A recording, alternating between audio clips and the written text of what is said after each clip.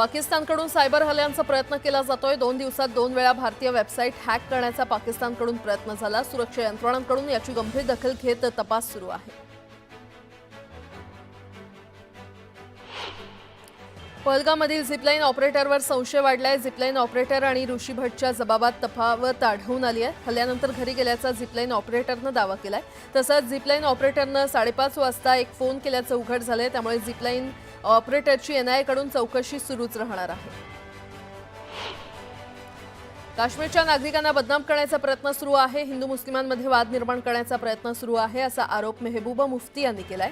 संकटाच्या काळात आम्ही अल्लाह अकबर असं म्हणतो असं म्हणत त्यांनी झिपलिंग ऑपरेटरवरील टीकेला उत्तर दिलं। पहलगाम दहशतवादी हल्ल्याचे डिजिटल फुटप्रिंट्स तपास यंत्रणांच्या हाती लागलेले आहेत। हल्ल्यापूर्वी आणि हल्ल्यानंतर सोशल मीडियावर दहशतवादी सक्रिय असल्याची माहिती मिळाली आहे। दहशतवाद्यांनी रेझिस्टंट टाइम नावाचा सोशल मीडियावर ग्रुप तयार केला होता। जम्मू काश्मीर सरकारनं तात्पुरत्या स्वरूपात 48 पर्यटनाची ठिकाणं बंद करण्याचा निर्णय घेतलाय। शोध मोहीम सुरू असलेल्या ठिकाणी पर्यटन बंद राहणार आहे। एकूण 87 पैकी 48 ठिकाणी सुरक्षेच्या कारणास्तव पर्यटकांना जाता येणार नाहीये। दहशतवाद्यांना पंतप्रधान मोदी धडा शिकवतील त्याची सुरुवात झाली अशी प्रतिक्रिया उपमुख्यमंत्री एकनाथ शिंदे यांनी दिली आहे। तर विरोधकांनी राजकारण न करता सरकार आणि दहशतवादी हल्ल्यात मृत्युमुखी पडलेल्या नागरिकांच्या कुटुंबासोबत राहिलं पाहिजे असं शिंदे म्हटलं। पहलगाम हल्ल्याच्या निषेधार्थ यवतमाळच्या उमरखेडमध्ये कडकडीत बंद पाळण्यात आला। संतप्त नागरिकांनी पाकिस्तानचा ध्वज असलेली तिरडी काढत निषेध नोंदवला। कोल्हापुरात हिंदुत्ववादी संघटनांनी पहलगाम हल्ल्याच्या निषेधार्थ बॅनर लावले। पोस्टरवर अफजल खान याचं वध दाखवत नाव विचारूनच इथून पुढे खरेदी करा असं आवाहन हिंदुत्ववादी संघटनांनी केलं। परशुराम जयंतीनिमित्त राजस्थानी विप्र संघटनेतर्फे काढली जाणारी मिरवणूक रद्द करण्यात आली आहे। पहलगाम हल्ल्याच्या पार्श्वभूमीवर हा निर्णय घेण्यात आलाय। राजधानी विप्र संघटनेतर्फे मृत पर्यटकांना श्रद्धांजली वाहून कार्यक्रमाची सांगता केली जाणार आहे। राज्य मंत्रिमंडळाच्या बैठकीत इलेक्ट्रिक वाहनांसंदर्भात मोठा निर्णय घेण्यात आलाय। इलेक्ट्रिक वाहनांना टोलमाफी देण्यात येणार आहे अशी घोषणा मुख्यमंत्री फडणवीस यांनी केली आहे। इलेक्ट्रिक वाहनांची निर्मिती आणि वापर या दोन्हींना प्रोत्साहन देण्यासाठी हा निर्णय घेण्यात आलाय। अयोध्येतील राम मंदिराचं काम लवकरच पूर्ण होणार आहे। 5 जूनपर्यंत मंदिराचं सर्व काम पूर्ण होणार असल्याची माहिती श्री राम जन्मभूमी तीर्थक्षेत्राच्या बांधकाम समितीचे अध्यक्ष नृपेंद्र मिश्रा यांनी दिली आहे। नागपूरच्या भोसले घराण्याचे संस्थापक रघुजी भोसले यांची लंडनमध्ये लिलावात निघालेली तलवार परत मिळवण्यात राज्य सरकारला यश आलंय। सरकारनं 47.15 लाखात ही तलवार विकत घेतली आहे। बीडच्या येवलवाडी गावातल्या ग्रामसभेत तणावाचं वातावरण निर्माण झालं। सरपंचावरील अविश्वास ठरावाबाबतच्या मतदानावेळी गटविकास अधिकाऱ्यांच्या भूमिकेमुळे गावातील एक गट आक्रमक झाला। गटविकास अधिकाऱ्यांवर राजकीय दबाव असल्याचा आरोप करण्यात आलाय। परंडा ड्रग्ज तस्करी प्रकरणाचा तपास पुन्हा केला जाणार आहे आणि यासंदर्भात पोलिसांनी कोर्टाला पत्र दिलेलं आहे। परंडा ड्रग्ज प्रकरणी प्रयोगशाळा तपासणीमध्ये ड्रग्ज ऐवजी कॅल्शियम क्लोराईड सापडलं असल्याचा दावा पोलिसांनी केलाय। 3 राज्याच्या सीमेवरील माओवाद विरोधी अभियानाच्या पार्श्वभूमीवर आयबीचे प्रमुख तपन डेका छत्तीसगडमध्ये दाखल झाले। डेका यांनी माओवाद विरोधी अभियानासंदर्भात रायपूरमध्ये उच्चस्तरीय बैठक घेतली।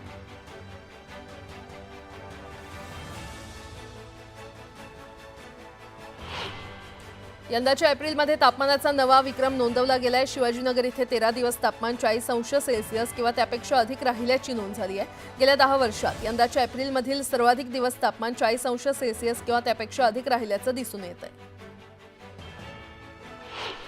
मान्सूनपूर्व कामाचं नियोजन करून ती पावसाळ्यापूर्वी पूर्ण करावीत आणि कामं करताना सर्व संबंधित यंत्रणांनी एकमेकांशी समन्वय ठेवावा अशी सूचना जिल्हाधिकारी जितेंद्र डुडी यांनी दिली आहे। जिल्ह्यातील मान्सूनपूर्व तयारीसंदर्भातील आढावा बैठक डुडी यांच्या अध्यक्षतेखाली झाली। अक्षय तृतीयेनिमित्त छत्रपती शिवाजी महाराज रस्त्यावरील श्रीमंत दगडूशेठ हलवाई गणपती मंदिरात होणारी भाविकांची गर्दी विचारात घेऊन वाहतूक बदल करण्यात आलेले आहेत। छत्रपती शिवाजी महाराज रस्ता, गणेश रस्ता तसंच लक्ष्मी रस्ता परिसरात वाहतूक बदल करण्यात आलेले आहेत। या भागातील पीएमपी बस सेवा पर्यायी मार्गाने वळवण्यात आली आहे। सतत वाढत असलेल्या उन्हामुळे पुणे शहरात आग लागण्याच्या घटनांमध्ये वाढ झाली असून 1 एप्रिलपासून आतापर्यंत आग लागण्याच्या 600 पेक्षा अधिक घटना घडलेल्या आहेत। यामध्ये घरगुती आग, विजेच्या उपकरणामुळे लागलेली आग, कचरा गॅस गळती, ऑइल गळती आणि काचेमुळे लागलेल्या आगींचा समावेश आहे। प्रशासकीय राजवटीमुळे महापौर पद रिक्त असल्याने पिंपरी चिंचवड महापालिका सार्वजनिक चॅरिटेबल ट्रस्टकडून गरीब गरजू रुग्णांना मिळणारी 5,000 रुपयांची वैद्यकीय मदत गेल्या 3 वर्षांपासून बंद आहे। शहरातील गरजू आणि आर्थिकदृष्ट्या दुर्बल रुग्णांना प्रशासकीय राजवटीचा फटका बसलाय। लोकप्रतिनिधी आल्यानंतरच ही मदत केली जाणार असल्याचं प्रशासनानं स्पष्ट केलंय। पिंपरी चिंचवड महापालिकेनं ई-ऑफिस या नव्या डिजिटल प्रणालीनुसार कामकाजाची सुरुवात केल्यानंतर आता उद्यानांमध्ये देखील ऑनलाईन शुल्क स्वीकारण्यास सुरुवात करण्यात आलेली आहे। उद्यान विभागानं शहरातील 10 उद्यानांमध्ये पॉइंट ऑफ सेल मशीन्सची व्यवस्था केलेली आहे। त्यामुळे फोन, गुगल पे सह इतर ऑनलाईन माध्यमातून पर्यटकांना तिकीट काढता येणार आहे। नागरिकांना अडचणी, समस्या थेट वरिष्ठ अधिकाऱ्यांपर्यंत मांडता याव्यात या दृष्टीनं पुणे महानगर प्रदेश विकास प्राधिकरणाचे सर्व विभाग प्रमुख आठवड्यातील 2 दिवस नागरिकांच्या भेटीसाठी पूर्णवेळ कार्यालयात उपलब्ध असणार आहेत। त्यानुसार नागरिकांना दर सोमवारी आणि गुरुवारी अधिकाऱ्यांना भेटता येणार आहे। अटल सेतूला जोडणाऱ्या प्रस्तावित वरळी शिवडी उन्नत रस्त्यासाठी एल्फिन्स्टन पूल पाडण्याच्या निर्णयाला एका नागरिकानं मंगळवारी उच्च न्यायालयामध्ये आव्हान दिलं। त्यानं याचिकेमध्ये उपस्थित केलेल्या मुद्द्यांची दखल घेऊन त्याच्या म्हणण्यावर विचार करण्याचे आदेश न्यायालयानं मुंबई महानगर प्रदेश विकास प्राधिकरणाला दिले। बांधकामाच्या ठिकाणी होणाऱ्या प्रदूषणाची आणि हवेच्या गुणवत्तेची अचूक स्थिती कळण्यासाठी मुंबईतील सर्व बांधकाम सुरू असलेल्या ठिकाणांवर प्रदूषण देखरेख उपकरण बसवण्याचे आदेश देण्यात आलेले आहेत। तर या आदेशाचं पालन न केल्यानं उच्च न्यायालयानं मुंबई महानगरपालिकेला फटकारले। पहलगाम हल्ल्यानंतर भारतानं पाकिस्तानचं नाक दाबायला सुरुवात केली आहे। भारत कोणत्याही क्षणी हल्ला करू शकतो अशी भीती पाकिस्तानचे संरक्षण मंत्री ख्वाजा आसिफ यांनी व्यक्त केली होती। त्या पार्श्वभूमीवर कंगाल पाकिस्ताननं आंतरराष्ट्रीय नाणेनिधीसमोर हात पसरले असून त्यांच्याकडून तब्बल 11,000 कोटींची मागणी केली आहे। दरम्यान यावर नाणेनिधीकडून 9 मे रोजी निर्णय घेण्यात येणार आहे।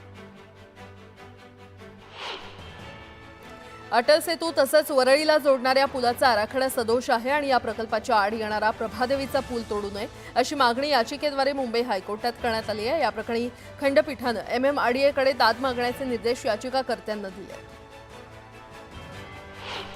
3.5 मुहूर्तांपैकी एक असलेल्या अक्षय तृतीयेचा उत्साह बाजारात दिसतोय। अक्षय तृतीयेच्या मुहूर्तावर सोनं खरेदी करणं देखील शुभ समजलं जातं। आज दिवसभरात मुंबईतील सराफा बाजारात सुमारे 200 कोटी रुपयांची उलाढाल होईल असा अंदाज आहे। देशाच्या सार्वभौमत्व आणि सुरक्षेचं कारण देत पेगॅसस हेरगिरी प्रकरणाचा तांत्रिक अहवाल जाहीर करण्यास सर्वोच्च न्यायालयानं नकार दिलाय। या इस्रायली स्पायवेअरच्या माध्यमातून राजकीय नेते, पत्रकार, सामाजिक कार्यकर्ते आणि सरकारी अधिकाऱ्यांच्या फोनवरील वैयक्तिक संभाषण, मेसेजेस हॅक करून त्यांच्यावर पाळत ठेवल्याचा आरोप आहे।